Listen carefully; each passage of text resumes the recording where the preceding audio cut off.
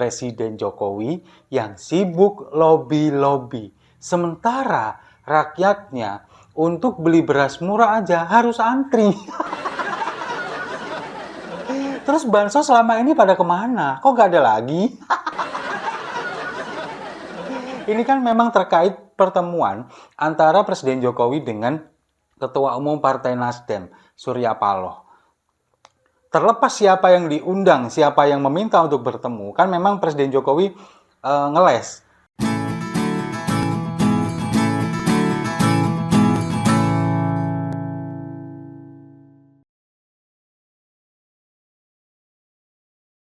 Biasa.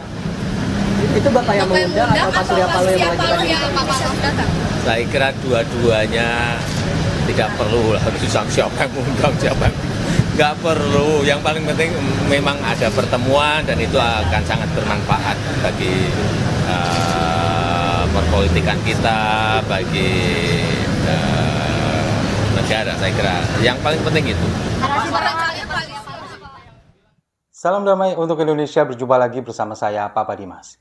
Info kali ini datangnya dari Presiden Jokowi yang sibuk lobby-lobby. Sementara rakyatnya untuk beli beras murah aja harus antri. Terus bansos selama ini pada kemana? Kok nggak ada lagi? Ini kan memang terkait pertemuan antara Presiden Jokowi dengan Ketua Umum Partai Nasdem, Surya Paloh. Terlepas siapa yang diundang, siapa yang meminta untuk bertemu, kan memang Presiden Jokowi ngeles. Ya nggak penting siapa yang minta ketemu, yang penting ada pertemuan. Nah ini kan kemudian banyak sekali spekulasi, banyak sekali dugaan bahwa memang Presiden Jokowi ini ingin memaksa, seolah ingin memaksa Surya Paloh untuk menerima hasil dari pemilu. Hasil dari quick count pemilu yang memenangkan pasangan Prabowo Gibran. Dan kemudian spekulasi muncul juga mengatakan bahwa Presiden Jokowi ingin mengajak Nasdem untuk bergabung di koalisi Prabowo Subianto dan Gibran Rakabuming Raka untuk ada di pemerintahan kalau ternyata mereka nanti menang. Lalu kemudian banyak juga spekulasi yang beredar bahwa ini adalah salah satu upaya untuk membendung supaya kubu oposisi ini tidak segera terbentuk. Kalau misalkan sekarang kan ada memang PDI Perjuangan, kemudian ada PKS, ada PKB, dan juga ada Nasdem. Kalau misalkan mereka ini kemudian sepakat untuk beroposisi dan kemudian menggulirkan hak angket di DPR RI, ini kan akan membahayakan Presiden Jokowi. Makanya untuk mencegah itu, kemudian spekulasi beredar bahwa Presiden Jokowi ingin mencegah itu salah satunya dengan merayu Nasdem. Dan ini rencananya akan merayu PKB dan juga PDI Perjuangan. Tapi kita belum tahu, kita lihat saja nanti. Yang jelas, Pak Ganjar Pranowo ini kemudian mendorong anggota Dewan di Parlemen untuk mengusulkan hak angket kepada pemerintah Republik Indonesia terkait dengan hasil perhitungan suara di KPU. Nah, sementara kalau kita melihat kenapa yang sekarang sudah menang pemilu melalui quick count ini adalah Prabowo Subianto dan Gibran, tapi yang sibuk lobby-lobby adalah Presiden Jokowi. Kan aneh. Presiden Jokowi kan sebetulnya memang nggak punya andil apa-apa di sana. Karena yang menang pemilu menurut hasil quick count adalah Prabowo Subianto dan Gibran. Nah inilah yang kemudian membuat kubu Prabowo Gibran ini kemudian sekarang lagi seperti bergejolak, kemudian juga gontok-gontokan, seperti yang ditampilkan oleh Budiman Sujatmiko. Budiman Sujatmiko kan mengatakan bahwa ini tidak ada urusannya dengan Presiden Jokowi. Urusan koalisi, apalagi nanti sampai pembentukan kabinet, ini sudah bukan urusan Jokowi lagi. Ini adalah urusan Prabowo Gibran. Sementara Budiman Sujatmiko kita tahu dia dulu adalah seorang yang benar-benar getol membela Presiden Jokowi. Dan sekarang sudah mulai tampak belangnya, sudah tampak kelihatan aslinya ini bahwa dia sekarang sudah mulai meninggalkan Presiden Jokowi. Nah ini yang kita bisa memandang semua, kita bisa melihat bagaimana sebetulnya isi dari koalisi ini penuh dengan kepentingan, penuh dengan intrik dan akal-akal licik yang akan mereka lakukan demi untuk memenuhi nafsu mereka tentang kekuasaan. Salah satunya ya Budiman ini. Ini kan sudah ditampilkan salah satunya. Sementara kalau kita melihat Presiden Jokowi ini kan seperti seolah-olah ingin mempertahankan legitimasinya, kemudian ingin memperpanjang masa jabatannya melalui Gibran. Makanya Presiden Jokowi ini merasa perlu untuk melakukan cawe-cawe, melakukan lobby ke sana kemari dan merasa masih punya power. Padahal banyak juga beberapa kalangan yang memandang ketika nanti Prabowo Subianto kemudian menjadi presiden, kekuatan atau power dari Presiden Jokowi ini kemungkinan besar satu persatu akan dipangkas. Kaki-kaki Presiden Jokowi yang ada di pemerintahan, orang-orang Presiden Jokowi satu persatu akan mulai disingkirkan. Itu yang bakal terjadi. Nah, itulah yang kemudian membuat Presiden Jokowi merasa bahwa saya harus menancapkan orang-orang saya ada di koalisi ini. Salah satunya juga dengan sekarang melobi Surya Paloh. Nah, tentang pembicaraan apa yang disampaikan oleh Pak Jokowi dan juga Pak Surya Paloh, kita semuanya belum tahu. Karena memang belum ada bocoran pembicaraan mereka. Lalu kemudian juga Presiden Jokowi juga tidak menyampaikan apa-apa. Hanya mengatakan bahwa dirinya hanyalah sebuah jembatan. Hanya menjembatani parpol-parpol. Nah, inilah yang kemudian membuat banyak spekulasi di kalangan pengamat politik, di kalangan masyarakat, bahwa memang Presiden Jokowi ini berusaha untuk merayu Nasdem untuk menerima hasil pemilu, lalu kemudian juga ingin bergabung di koalisi Prabowo Gibran. Nah, sementara Presiden Jokowi yang selama pemilu ini membagi-bagikan bansos kepada masyarakat, terutama di wilayah Jawa Tengah, Bali, NTT, sekarang sudah nggak ada lagi. Buktinya apa? Masyarakat sekarang lagi sibuk antri untuk membeli beras murah. Bayangkan sekarang, pemilu sudah selesai, pencoblosan sudah selesai, sudah tidak ada lagi bantuan sosial yang dibagikan. Sekarang masyarakat kelimpungan sendiri untuk mencari makan mereka sendiri.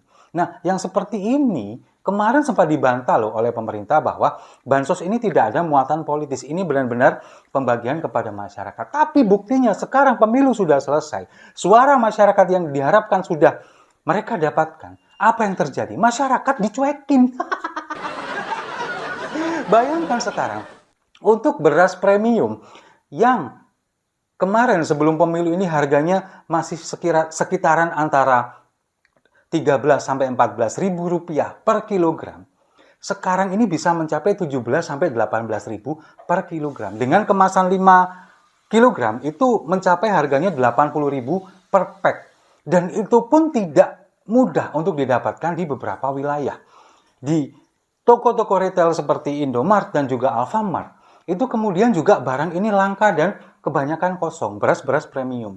Sementara masyarakat yang sudah terbiasa dengan beras premium ini, kemudian sekarang dipaksa untuk beli beras Bulog. Apalagi di beberapa daerah seperti di Lamongan kemarin, kemudian juga di Bandung, ini kan juga terjadi operasi pasar. Sementara masyarakat yang selama ini memang mengandalkan bantuan sosial, mereka sekarang harus mencari makanan mereka sendiri, kemudian harus membeli bahan pokok mereka sendiri dengan harga yang murah, tapi antrinya minta ampun. Sekarang bayangkan perbandingannya. Ketika beras premium dijual dengan harga kisaran antara 80.000 sampai 85.000 per 5 kg. Sementara beras Bulog yang dijual dengan harga 51 sampai 52 ribu rupiah per 5 kg. Selisihnya kan sangat jauh sekali, hampir lebih dari 30 ribu. Dan itu yang sekarang dikejar oleh masyarakat. Belum lagi minyak goreng. Lalu kemudian telur ayam yang sebelum pemilu ini harganya antara 22, 23, mentok-mentok 25 ribu rupiah per kilogram. Sekarang menjadi 28 ribu, bahkan di beberapa daerah bisa mencapai 30 ribu rupiah. Coba bayangkan. Kondisi yang seperti ini yang dimanfaatkan benar-benar oleh pemerintah kita. Bahwa masyarakat ini terus dibiarkan dalam kemiskinan, dibiarkan dalam kebodohan supaya mereka ini bisa dimanfaatkan suaranya. Tapi ketika suaranya sudah diambil, suaranya sudah memenuhi target mereka. Sekarang lihat apa yang terjadi.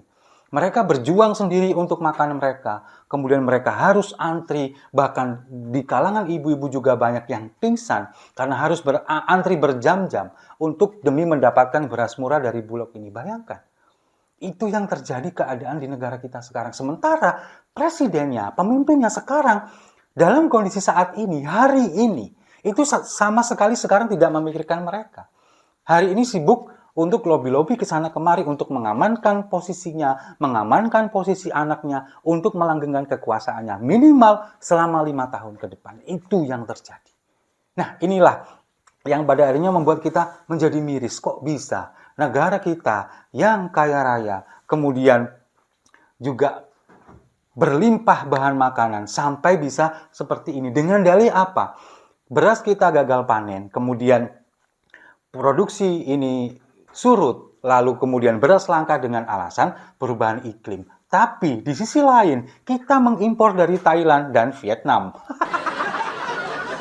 Juga dari India. Nah, gimana caranya kalau misalkan mereka ini kemudian terkendala masalah perubahan iklim, kok bisa di Thailand, Vietnam, India, mereka ini bisa surplus, bahkan bisa ekspor ke kita? Coba, logikanya di mana? Kalau misalkan perubahan iklim ini kan global, harusnya mereka juga mengalami hal yang sama. Tapi apa? Mereka bisa surplus dan bisa ekspor ke kita. Sementara kita impor dari mereka. Coba bayangkan. Ini logikanya sudah nggak main lagi. Nah, inilah yang pada akhirnya kesimpulan saya bahwa masyarakat ini memang harus dibiarkan miskin, harus dibiarkan bodoh, supaya mereka ini bisa dimanfaatkan untuk meraih suara, mereka bisa dimanfaatkan untuk memenuhi kebutuhan para penguasa, untuk memenuhi nafsu para penguasa untuk tetap berkuasa sampai kapanpun. Sementara masyarakat di level bawah akan dibiarkan seperti ini. Dan kalau ini dibiarkan secara terus-menerus, saya nggak bisa membayangkan apa yang akan terjadi di negara ini. Bisa-bisa tragedi 98 bisa terulang lagi. Jangan sampai. Setuju ya? Kalau setuju, mari kita minum kopinya sama-sama untuk presiden yang sibuk lobby-lobby.